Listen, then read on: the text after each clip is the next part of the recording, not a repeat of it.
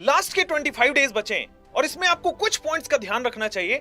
यही सारे पॉइंट्स हैं जिससे आप सिलेक्शन के करीब जा सकते हैं और अगर कुछ गलतियां करेंगे तो शायद आप सिलेक्शन से दूर हो सकते हैं। और हमारी पूरी भरपूर कोशिश रहती है कि आप सब लोग सिलेक्शन के पास जाएं और वो सारी पॉइंट्स अभी हम डिस्कस करने वाले हैं। बेटा काफी ज्यादा मैसेज हमारे को मिल रहे हैं बच्चों के कि सर लास्ट में कुछ गाइड करो, हमें कुछ रास्ता दिखाओ, कुछ डायरेक्शन दो, ताकि जो ये टाइम हमने मेहनत से निकाला है, काफी मेहनत करी है हमने एग्जाम के लिए, अब आखिरी में आके थोड़ा टूट रहे हैं, थोड़ा घबरा रहे हैं, तो कुछ ऐसी बातें आप बताओ जिससे हमें मतलब एक रास्ता मिले, एक डायरेक्शन मिले। तो डिस्कस कर लेते हैं आज हम इस पे। हमने कुछ पॉइंट्स डिस्कस किया है इस वीडियो में और जो जनरल बच्चों का आ रहा है तो हम वो सारे पॉइंट्स बच्चों को दिखा देते हैं और छोटी वीडियो रखेंगे, छोटी मतलब कम में बात खत्म करेंगे ताकि हम टू द पॉइंट बात कर सकें और आपके कुछ बेनिफिट की बात करने वाले। तो जो आप पीछे देख पा रहे हो ये वो पॉइंट्स हैं जो आपके अराउंड घूम रहे हैं, हमारे अराउंड घूम रहे हैं, हम सबके अराउंड घूम रहे हैं। तो उसमें सबसे पहले हम डिस्कस कर लेते हैं टेस्ट के बारे में। टेस्ट के बारे में मैं बात करता हूँ सर इनसे। तो बेटा टेस्ट सभी बच्चे दे रहे हैं और यहाँ पर क्या पॉइंट आ रहा है कि यार कितने टेस्ट देने चाहिए, जो सबसे पहले बच्चा कह रहा है कि सर टेस्ट कितने देने हैं। तो बेटा देखो टेस्ट का नंबर मैं ये मानता हूं कि हर अल्टरनेट डे पर आप एक टेस्ट दे दो, लेकिन अगर आप डेली 2 टेस्ट भी दे दो तो उससे उतना बेनिफिट नहीं होगा अगर आप एनालिसिस नहीं कर रहे हो, क्योंकि टेस्ट को एनालाइज करना बहुत जरूरी है। अगर टेस्ट एनालाइज नहीं कर रहे हो ना तो फिर फायदा नहीं है। जैसे फॉर एग्जांपल आप 2-3 चीजें करनी है। सबसे पहले टेस्ट को फिक्स टाइम पर देना है और आपको टेस्ट के बीच में उठ के नहीं जाना कहीं पर, आपको टेस्ट को OMR पर देना। ये 3 चीजें तो आप कर लो पहले। उसके साथ टेस्ट खत्म होने के बाद आपको क्या होता है, आलस हो जाता है कि यार छोड़ो बाद में एनालिसिस करेंगे।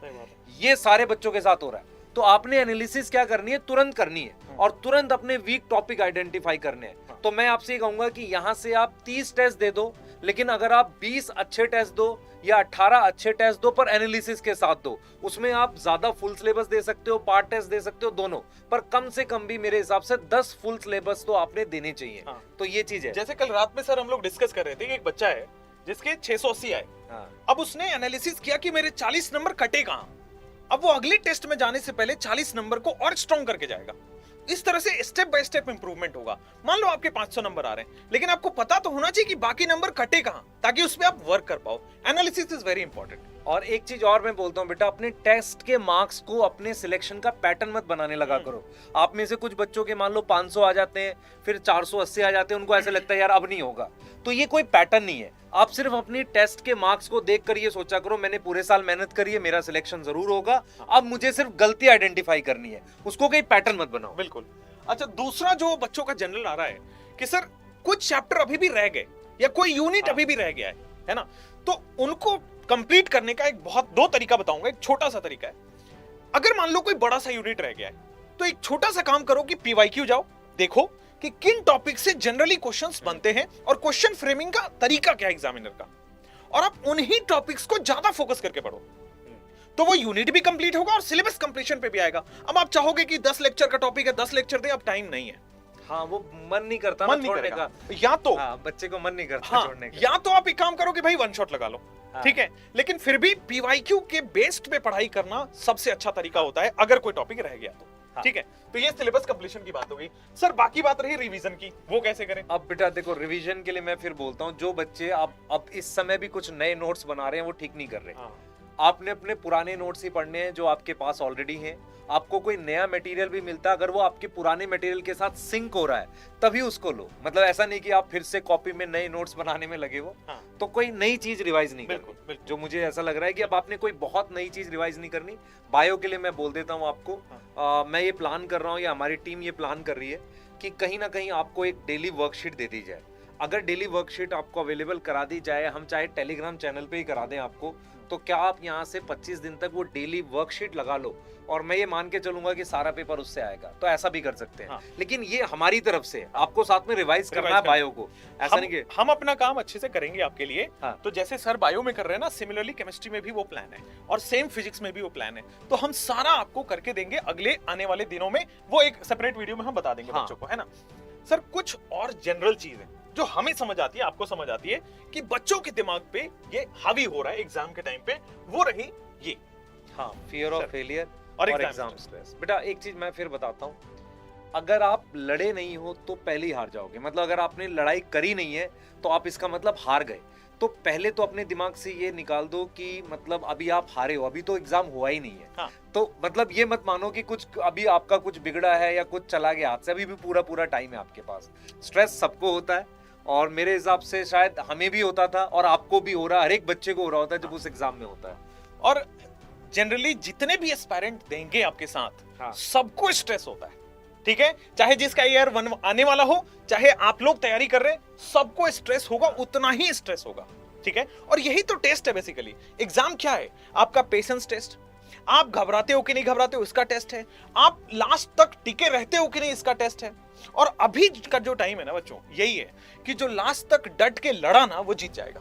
हाँ, मतलब ये अपने मन से निकाल दो यार, फेल होंगे। दूसरी चीज बेटा, मैं फिर बार बार इस चीज को बोलता हूँ कि आपके अंदर जो है ना, बैलेंस बनाए रखने की एबिलिटी होनी चाहिए कि डिफिकल्ट कंडीशन में आप अपना दिमाग का बैलेंस ठीक रख सको। पढ़ाई लगातार करते रहो, रिवाइज करते रहो, चीजों को ओवर थिंक ना करो। जैसे आप में से कुछ बच्चे क्या होते हैं यार, ड्रेस कौन सी उस दिन पहननी है उसके लिए 3 दिन निकाल दिए। तो उसके इन लिए चीज, हाँ, 3-3 घंटे की वीडियोस देख। हाँ 3-3 घंटे की बेटा, मतलब ओवर मत करो चीजों को। अभी अपने आप को रिलैक्स रखो, एग्जाम के लिए ही पढ़ो। दिन को मैंने बार बार बोला 2 हिस्सों में डिवाइड कर लो। एक हिस्से में टेस्ट देना है, एनालिसिस करना है, दूसरे हिस्से में रिवाइज करना है। रिवीजन में टाइम लगता है कई बच्चों को ज्यादा, पर कोशिश करो कम टाइम में रिवाइज करने का। बायो के रिसोर्सेज आपके पास फिक्स हैं, आपके नोट्स हैं, उन्हीं को रिवाइज करना है। एनसीईआरटी को नजरों के आगे से एक बार निकालना है। ये सारी चीजें आपको पता है ऑलरेडी, ऐसा नहीं कि उसके लिए आपको बहुत वीडियोस देखने की जरूरत है। बस दिमाग का मतलब लेवल ठीक रखना। हाँ, और एक और चीज मैं बता दूं, जब भी कोई अच्छा काम करने जाते हैं ना, तो नेचर आपको टेस्ट करेगा कि आप उस काबिल हो या नहीं हो। आप डॉक्टर के बनने के काबिल हो या नहीं, इसकी टेस्ट भरपूर होगी। और जितनी अच्छी आप सपने देखते हो ना, उतना ही तगड़ा टेस्ट भी होता है, तो तैयार रहो उसके लिए। हाँ, एक चीज मैं बताऊंगा बेटा, आपने देख लिया है न्यूज में कि यार 21 लाख बच्चे बैठे हैं। हाँ, घबरा तो रहे हैं। आपके दिमाग में आ गया यार कट ऑफ जाने वाली है 680। हाँ। ऐसा कुछ नहीं होता है। हाँ। क्योंकि क्योंकि पेपर आता है और इंडिया के पूरे बच्चे उसमें एग्जाम में दे रहे हैं।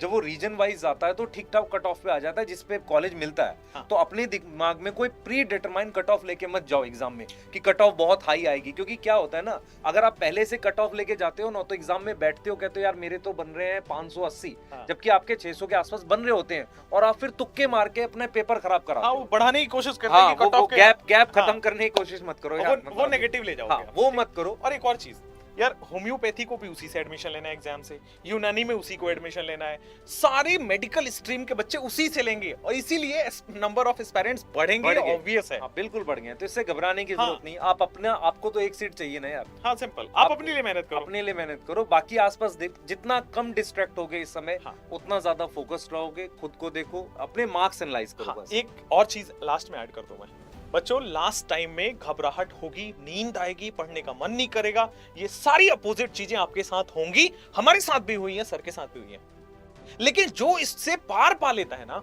उसी का लास्ट में सिलेक्शन होता है। तो आपको इन कठिन परिस्थितियों से लड़ना है, हार नहीं मानना और डरना नहीं है, घबराना नहीं है। आपका क्या बिगड़ जाएगा? आप अपना बेस्ट देके आओ और आप सबसे अच्छा करोगे, ये भरोसा मुझे है आप पर। हाँ, हमें आप पे पूरा भरोसा है। आपने पढ़ा है और मेहनत करी है, और हम ये मान रहे हैं कि कंडीशंस कुछ भी हो, अगर लाइफ में आपने ईमानदारी से मेहनत करी है, तो लाइफ आपको हमेशा चांस देती रहेगी आगे बढ़ने का। आप हम सब की लाइफ से भी सीख सकते हो। हमारे पास भी बहुत बुरे सिचुएशन थे, हम भी बहुत कुछ छोड़ सकते थे, लेकिन लड़े, डटे रहे, और आगे भी डटे रहेंगे आपके लिए हमेशा। हमेशा मेहनत कर रहे हैं, आप भी एफर्ट करो। Yes. ठीक है, तो इसी प्रॉमिस के साथ कोई भी बच्चा बेटा अपना दिल छोटा नहीं करेगा, एग्जाम तक पूरा एफर्ट करेगा। रिवीजन हमने बता दिया, उन्हीं टॉपिक्स का करना है जो आपको ऑलरेडी मतलब आपके पास मटेरियल है, उन्हीं को रिवाइज करना है। ज्यादा स्ट्रेस बिल्कुल नहीं लेना, टेस्ट देते रहना है, पर टेस्ट देने से ज्यादा इंपॉर्टेंट है उसका एनालिसिस भी करना है। ठीक है, ये सारे पॉइंट्स दिमाग में रखेंगे और बहुत ज्यादा परेशान नहीं होंगे। हम आपके साथ हैं, आपको चीजें प्रोवाइड करेंगे, जितना हमारी बैंडविड्थ है, जितना हम कर पाते हैं, उससे ज्यादा एफर्ट करेंगे।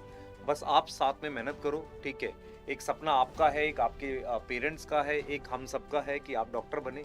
उस सपने को आगे लेकर चलते हैं बेटा, और मिलते हैं नेक्स्ट एक और डिस्कशन में एग्जाम के सिलेक्शन के बाद। हाँ, थैंक यू ठीक है बेटा, बाय, थैंक यू।